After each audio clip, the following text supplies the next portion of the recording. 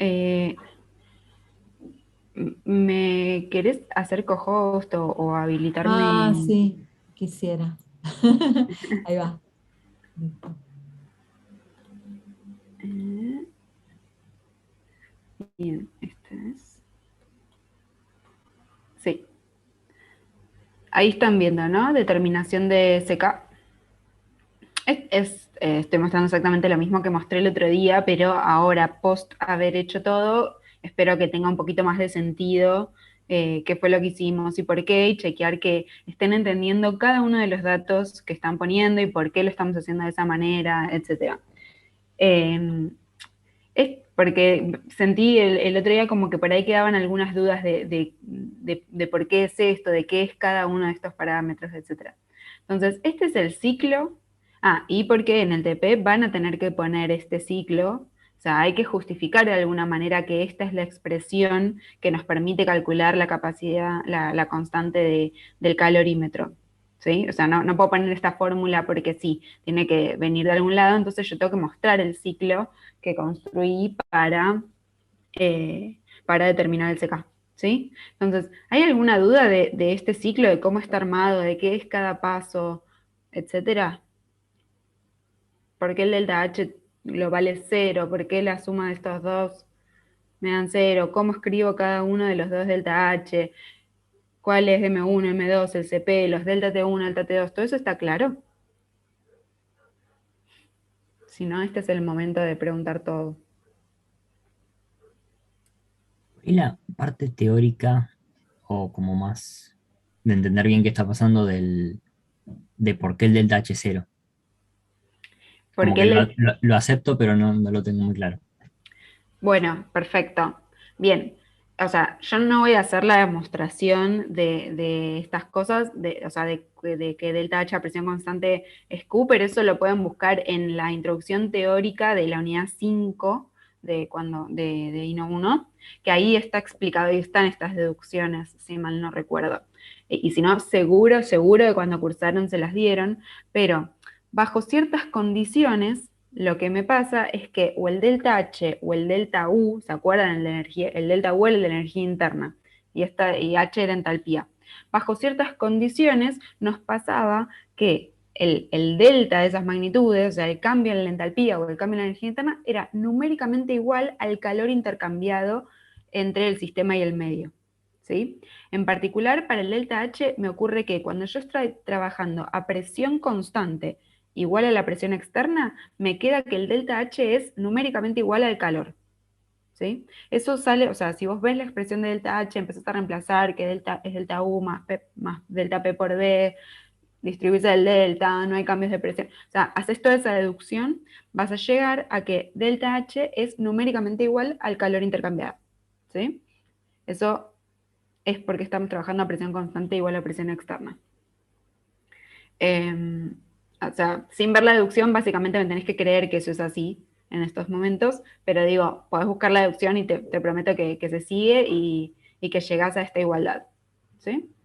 Y después, lo que nos sucede es que estamos trabajando, teóricamente, en un termo que es adiabático, es decir, que no permite que haya un intercambio de calor con el ambiente. O sea, todo el calor que se libere de la reacción que hagamos en el termo va a ser mantenido dentro del termo, va a ser usado para calentar a los productos, para calentar al termo, pero no va a poder escapar porque ese sistema está aislado térmicamente del medio ambiente, del resto del universo, digamos. Entonces, el calor intercambiado con el medio es cero, por ser un sistema diabático. Entonces, como el delta H era igual a Q porque estaba trabajando a presión constante y el calor es igual a cero porque hice todo en un sistema, en un recipiente que es adiabático, me termina quedando que el delta H, todo el proceso que sucede dentro de mi termo, es cero. Ahí sí, quedó mejor. Sí, sí. Buenísimo. El Sí. Q igual a cero es una aproximación igual. O sea, sí, en realidad no es una aproximación, la aproximación es decir, estamos trabajando con algo que es adiabático, eso Claro. es mentira. Está chequeadísimo que es mentira, en algunos termos hasta había un agujero que no estaba tapado con nada, o sea, ahí nada, claramente no hay tal adiabaticidad, ni siquiera en un sistema cerrado, ni hablar de adiabático, ni siquiera era cerrado.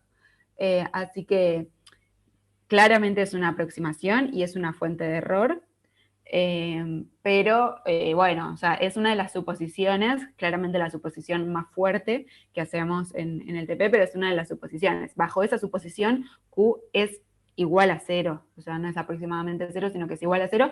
Lo que es mentira es que es adiabático. Pero bueno, bajo esa suposición esto es 0. Bien, entonces podemos decir que el delta H de esto, escrito de esta forma, es 0. Entonces podemos imaginarnos los pasitos que querramos en el medio, armarnos un ciclo que no tiene ningún correlato con la realidad, que es simplemente una construcción teórica que nos hacemos para descomponer en pasitos que nos sea más fácil escribir los delta H.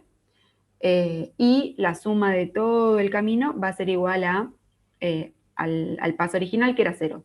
Entonces, en este caso habíamos, o sea, en cuántos pasitos y en qué pasitos y qué sé yo, eso es a gusto de cada quien, ¿sí? O sea, yo elegí hacerlo de esta manera porque a mí me parecía lindo así, pero si a ustedes se les ocurre un ciclo distinto con más pasos o lo que sea, va a estar bien también, ¿sí?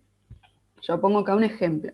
Entonces, en el ejemplo que propongo tenemos un paso 1 donde el calorímetro, o sea, el termo, y el agua que estaba dentro, que se encontraban a una temperatura T1, pasan a temperatura final, mientras que la masa 2 que agregué, o sea, el vasito que tiré a temperatura ambiente, todavía se mantiene a la temperatura que estaba. Y en un paso 2, donde esa masa de agua ahora sí alcanza la temperatura final, ¿sí? Entonces, teniendo en cuenta esos dos pasitos, escribíamos así, ¿sí? El delta H1 era la masa 1, que es la masa original de agua que teníamos, por la capacidad calorífica del agua, por su cambio de temperatura, o sea, de pasar de T1 a T final, y lo mismo para el termo, pasar de T1 a T final y su capacidad calorífica. Y en un delta H2 tenemos la masa de la masa 2, de vuelta a la capacidad calorífica, y un delta T2 que va a ser de pasar de T2 a T final, ¿sí?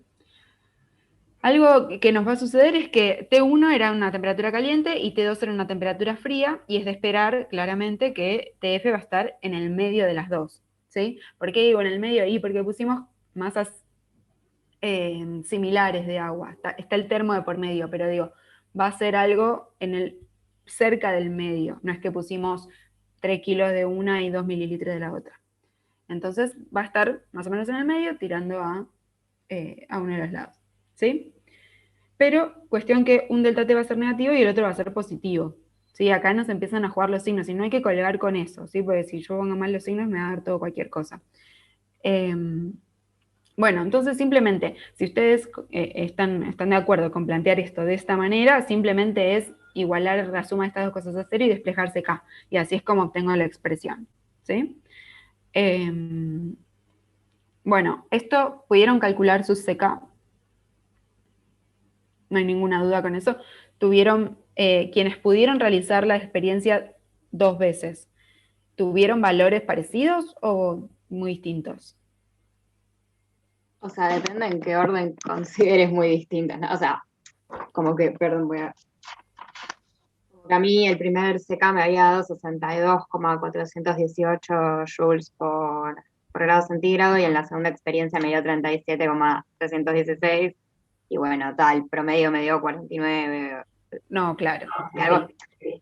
Pero de todas formas, como que cuando después saqué el delta H con el CK promedio, no me pareció que el error que había entre ambos valores era como de un 2 y pico por ciento, que me pareció que estaba, no sé, bastante bien. No, igual es como muy difícil considerar como qué error es grande y qué error es chico. Entonces usé como el promedio porque eso, como que me pareció que igual daba un buen resultado y nada, pero sí.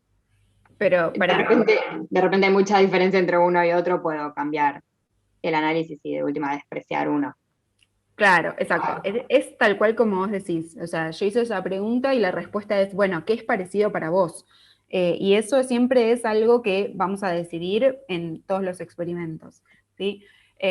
Cada quien para su experimento pone una cota de, bueno, en este caso yo estoy esperando quiero trabajar, necesito ser súper precisa con lo que hago y necesito obtener valores muy buenos, entonces trabajo al 1%. Y eso va a hacer que dos valores son parecidos.